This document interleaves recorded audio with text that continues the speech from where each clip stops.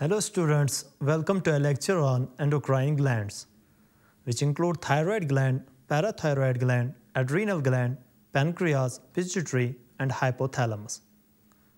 The main objectives of today's lecture are to describe precisely the endocrine glands and their hormones, to explain in detail various endocrine glands like thyroid gland, parathyroid gland, adrenal gland, pancreas, pituitary, and hypothalamus, to help students to understand various diseases and disorders associated with endocrine glands. To begin with, let me first of all discuss the endocrine glands and hormones. Hormones are secreted from the glands of the endocrine system. They are specific in that each hormone causes a response in a specific target organ or group of cells, rather than on the body as a whole. Exocrine hormones are secreted through a duct into the blood and usually affect a distant organ or tissue, while as endocrine hormones are secreted within the tissue, rather than through a duct, and enter the bloodstream through capillaries. Endocrine glands lack ducts and are hence called ductless glands. Their secretions are called hormones. Hormone is a chemical produced by the endocrine glands and released into the blood and transported to a distantly located target organ. Hormones are non-nutrient chemicals which act as intercellular messengers and are produced in trace amounts. Hormones on the basis of nature can be grouped into three main types, which include amines. Amines are simple molecules. Next is proteins and peptide hormones, which are made from chains of amino acids. And then steroids, which are derived from cholesterol. Invertebrates possess very simple endocrine systems with few hormones, whereas a large number of chemicals act as hormones and provide coordination in the vertebrates.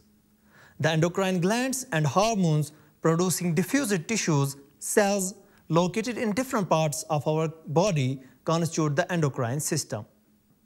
Pituitary, pineal, thyroid, and adrenal, pancreas, parathyroid, thymus, and gonads, testes in case of males and ovaries in case of females, are organized endocrine bodies in our body.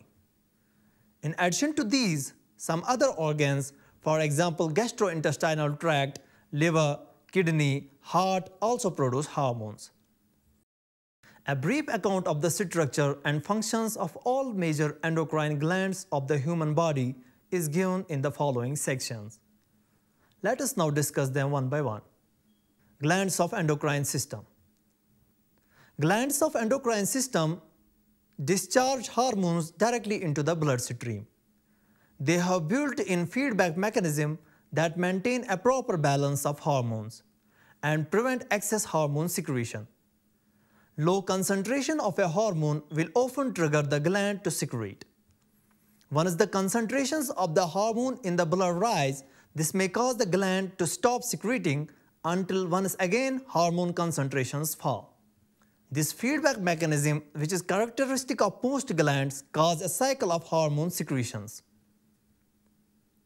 Few important glands of endocrine system are as: number 1, thyroid gland. The thyroid is a butterfly-shaped gland which is located at the base of the throat. It has two lobes, separated in the middle by a strip of tissue, the isthmus. The thyroid gland is composed of follicles and stromal tissues. Each thyroid follicle is composed of follicular cells enclosing a cavity. These follicular cells synthesize two hormones, tetraiodothyronine or thyroxine, which is T4, and triiodothyronine, which is T3. Iodine is essential for the normal rate of hormone synthesis in the thyroid. Deficiency of iodine in our diet results in hypothyroidism and enlargement of the thyroid gland, commonly called goiter. Hypothyroidism during pregnancy causes defective development and maturation of the growing baby, leading to stunted growth, a condition known as cretinism.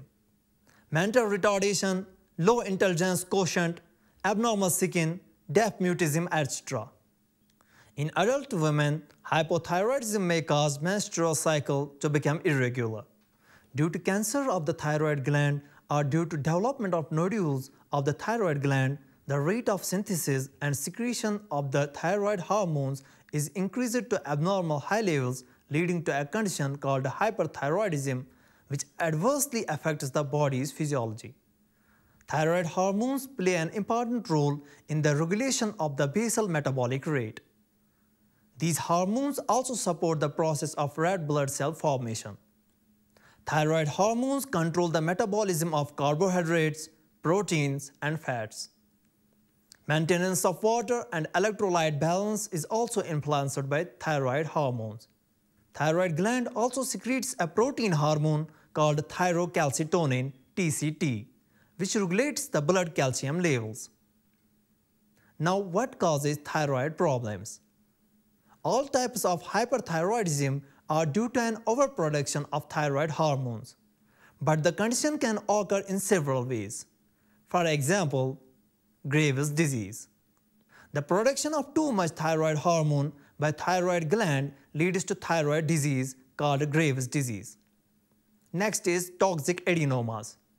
Nodules develop in the thyroid gland and begin to secrete thyroid hormones, upsetting the body's chemical balance. Some goiters may contain several of these nodules. Next is subacute thyroiditis.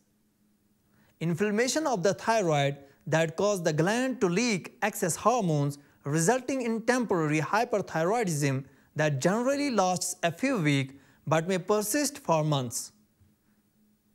Pituitary gland malfunctions or cancerous growth in the thyroid gland can occur. Although rare, hyperthyroidism can also develop from these causes. Hypothyroidism, by contrast, stems from an underproduction of thyroid hormones. Causes of hypothyroidism. Causes of hypothyroidism include, first, Hashimoto's thyroiditis. In this autoimmune disorder, the body's immune cells attack thyroid tissue. The tissue eventually dies and stops producing hormones. The thyroid may have been surgically removed or chemically destroyed. Exposure to excessive amounts of iodide, cold and sinus medicines, the heart medicine, amiodarone, or certain contrast dyes given before some X-rays may expose a person to too much iodine. There is a greater risk for developing hypothyroidism if patients have had thyroid problems in the past. Another gland in this category is the parathyroid gland. There are 4 parathyroid glands which are small and rounded, arranged in 2 pairs, usually located above and below the thyroid gland. Each parathyroid is small, yellow, and smooth. Sometimes they embed themselves in the thyroid itself. The parathyroid glands secrete a peptide hormone called parathyroid hormone or PTH. A parathyroid hormone increases the blood concentration of calcium and phosphorus. Working to balance the calcitonin, which is secreted by the thyroid to maintain the body's balance of calcium. The secretion of PTH is regulated by the circulating levels of calcium ions. PTH acts on bones and stimulates the process of bone resorption, dissolution, and demineralization. PTH also stimulates reabsorption of calcium 2 positive by the renal tubules and increase calcium 2 positive absorption from the digested food. It is thus clear that PTH is a hypercalcemic hormone, that is, it increases the blood calcium levels. Along with thyrocalcitonin, it plays a significant role in calcium balance in the body. Now, diseases and disorders of parathyroid gland, which include parathyroid adenoma. A parathyroid adenoma is a benign tumor on one of the parathyroid glands.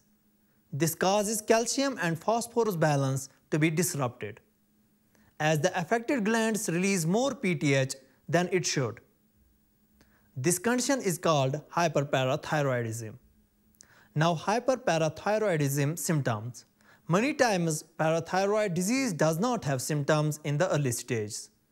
When it does have symptoms, they vary from person to person. For example, low energy, feeling tired, that is fatigue, loss of appetite, muscle weakness, bone or joint pain, constipation, anxiety or depression, kidney stones, bone loss, broken bones, hypertension, etc. Moving on, we have an important gland among the endocrine glands, that is hypothalamus. Hypothalamus is the part of the forebrain and it regulates a wide spectrum of body functions. It contains several groups of neurosecretory cells called nuclei which produce hormones. These hormones regulate the synthesis and secretion of pituitary hormones. However, the hormones produced by hypothalamus are of two types: the releasing hormone, which stimulates secretion of pituitary hormones, and the inhibiting hormones, which inhibit secretions of pituitary hormones. For example, a hypothalamic hormone called gonadotropin releasing hormone, GnRH, stimulates the pituitary synthesis and release of gonadotropins. On the other hand, somatostatin from the hypothalamus inhibits the release of growth hormone from the pituitary. These hormones originating in the hypothalamic neurons pass through axons and are released from their nerve endings. These hormones reach the pituitary gland through a portal circulatory system and regulate the functions of the anterior pituitary. The posterior pituitary is under the direct neural regulation of the hypothalamus. Next in this section is pituitary gland. The pituitary gland is located in a bony cavity called sella turcica and is attached to hypothalamus by a stalk. It is divided anatomically into anterior lobe, adenohypophysis, which is an outgrowth of the pharynx, and a posterior lobe, neurohypophysis, which is an outgrowth of the brain composed of neural nerve tissue. This is known as the master gland because it exerts control over all of the other glands of the endocrine system. Despite its importance, the pituitary gland is no larger than a small pea. The anterior lobe of the pituitary plays the master role, secreting the 6 major hormones that affect most of the body, including other endocrine glands. It includes human growth hormone, HGH, also known as somatotropic hormone, which is responsible for the growth of long bones, muscles, and viscera. Oversecretion of growth hormone stimulates abnormal growth of the body, leading to gigantism, and low secretion of growth hormone results in stunted growth, resulting in pituitary dwarfism. Next is ACTH, adrenocorticotropic hormone. It stimulates the adrenal glands to secrete its hormones. Adrenocorticotropic hormone stimulates the synthesis and secretion of steroid hormones called glucocorticoids from the adrenal cortex. Next is TSH, thyroid stimulating hormone. It influences the structure of the thyroid and causes it to secrete thyroid hormone. Next is LH, luteinizing hormone, and FSH, follicle stimulating hormone. LH, luteinizing hormone, works in conjunction with FSH in females to cause ovulation and prepares the uterus for pregnancy, while as in males, it acts on the testes to secrete testosterone. Follicle stimulating hormone, FSH, stimulates female egg production or male sperm production. LH and FSH stimulate gonadal activity and hence are called gonadotropins. In males, luteinizing hormone stimulates the synthesis and secretion of hormones called androgens from testes. In males, FSH and androgens regulate spermatogenesis. In females, luteinizing hormone induces ovulation of fully mature follicles, that is Graafian follicles, which maintain the corpus luteum, formed from the remnants of the Graafian follicles after ovulation. FSH stimulates growth and development of the ovarian follicles in females. Next is PRL, also called as prolactin. Prolactin in females causes the corpus luteum, the area around the mature follicle, to produce 2 important hormones, estrogens and progesterone. During pregnancy, PRL is also responsible for the development of the glandular tissue of the breast which produce milk. Or we can say prolactin regulates the growth of the mammary glands and formation of milk in them. The posterior lobe of the pituitary gland or neurohypophysis store and release hormones secreted by the hypothalamus section of the brain. Neurohypophysis, also called as pars nervosa or posterior pituitary, stores and releases two hormones called oxytocin and vasopressin, which are actually synthesized by the hypothalamus and are transported axonally to neurohypophysis. Antidiuretic hormone ADH, also called as vasopressin. It stimulates smooth muscle cells, blood vessels, and the intestine.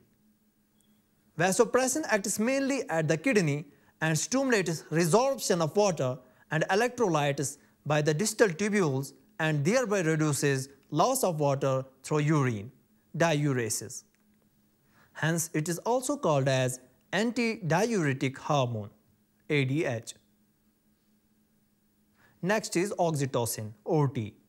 It stimulates the smooth muscles of the uterus during pregnancy, causing it to contract during labor. It also stimulates the lacteals, that is milk ducts in the breast. Now, diseases and disorders associated with the pituitary gland. The most frequent type of pituitary disorder is a pituitary gland tumor. These tumors are mainly common in adults. They are not brain tumors and are almost always benign, that is not cancer. In fact, cancerous tumors of this sort are extremely rare.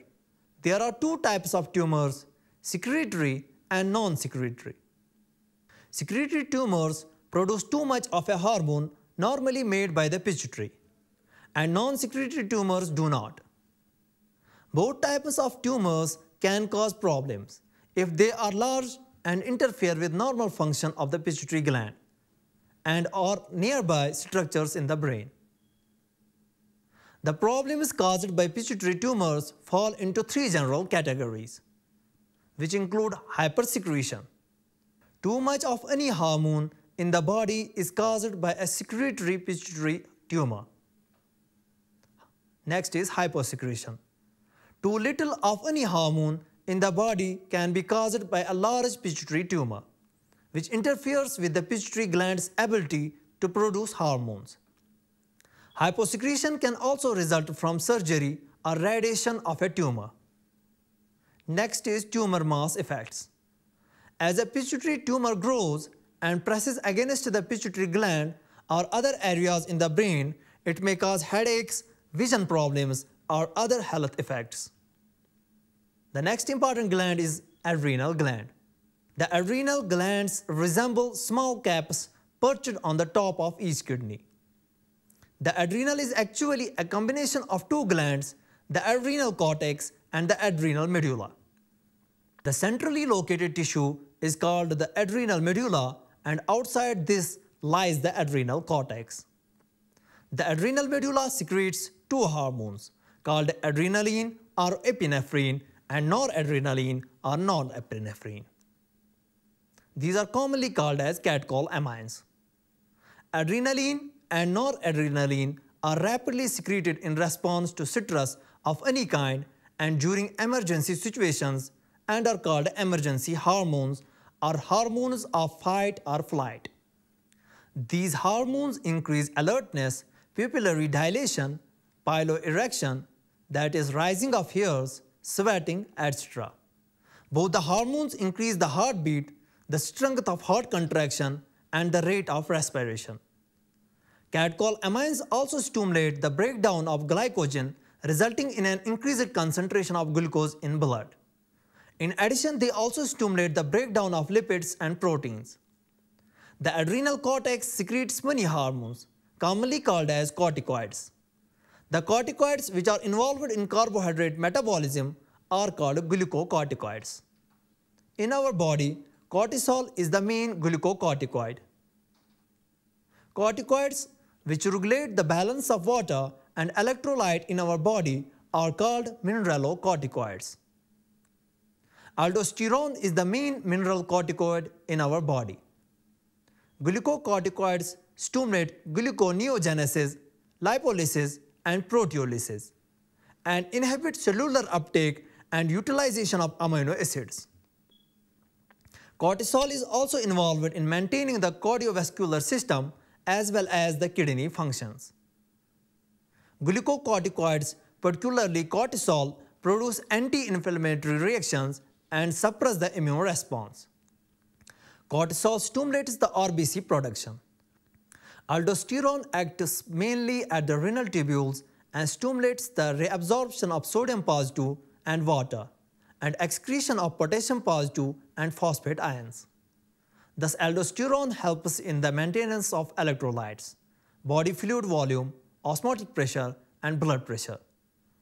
Small amounts of androgenic steroids are also secreted by the adrenal cortex, which play a role in the growth of axial hair, pubic hair, and facial hair during puberty. Now, disorders and diseases of adrenal glands. There are multiple reasons why the adrenal glands might not work as they should.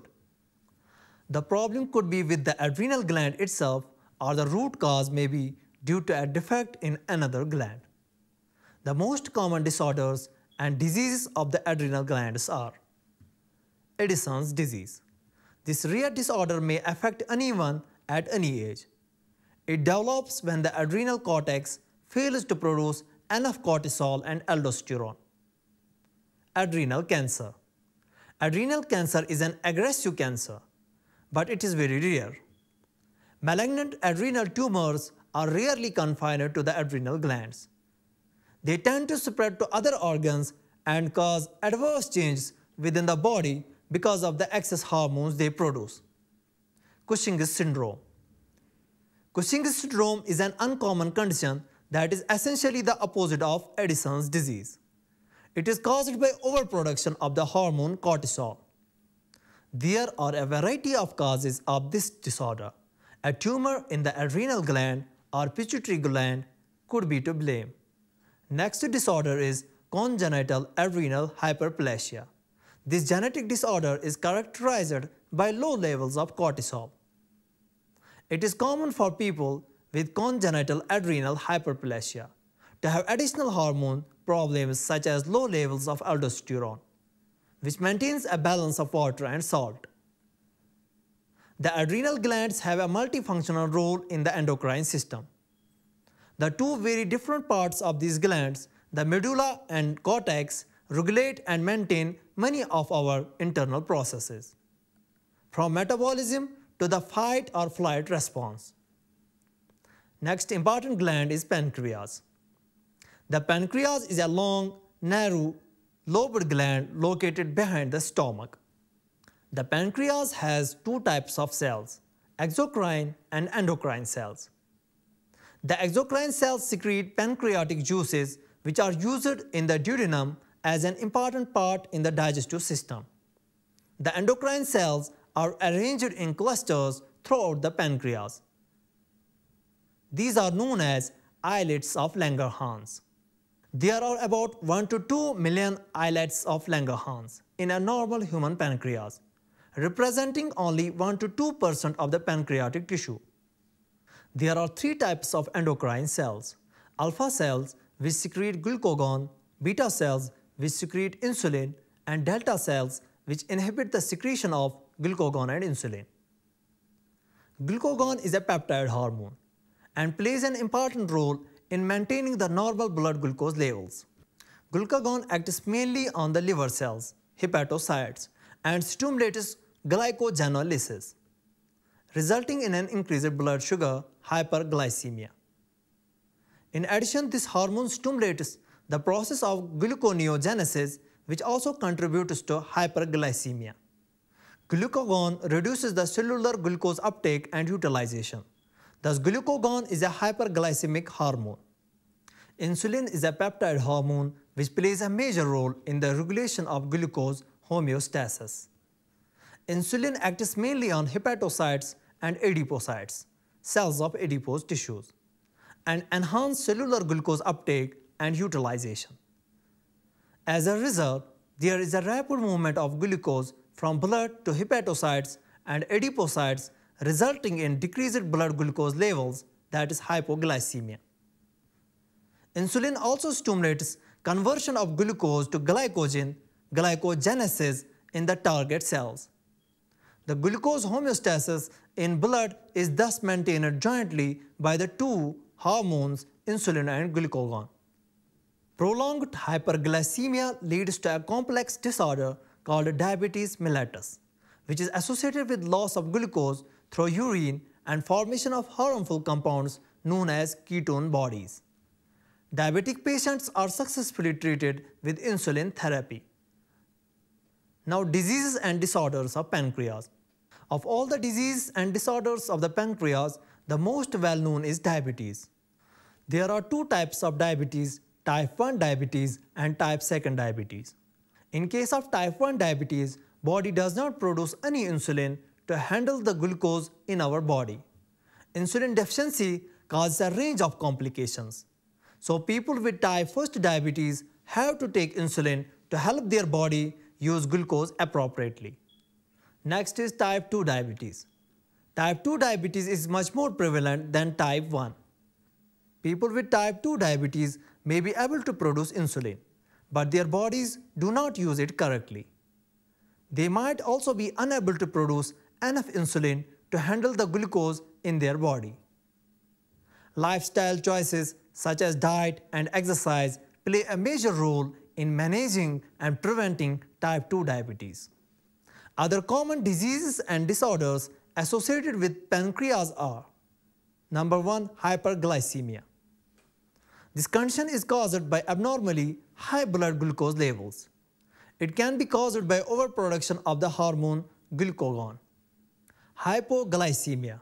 Conversely, the hypoglycemia is caused by low blood glucose levels.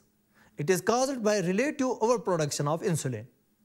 Next is acute pancreatitis. If the ducts leading from the pancreas are blocked in some way, such as when a gallstone blocks the ampulla of water, pancreatic fluids can build up in the pancreas and may then become activated so that they digest the pancreas itself. This condition is known as acute pancreatitis. Next is chronic pancreatitis. If the onset is gradual and longer term, we called it chronic pancreatitis. Pancreatic cancer has one of the direst prognoses of any of the type of cancer, in part because it tends to be very metastatic. It spreads rapidly and because it is often undiagnosed at an early stage. Pancreatic surgery can be quite problematic for several reasons. The pancreas' soft spongy tissue is very blood-rich, but its texture makes it extremely difficult to suture. Tumors are often advanced by the time they are detected. Dear students, that is all about today's lecture. Hope you have understood and enjoyed well. Thank you and goodbye.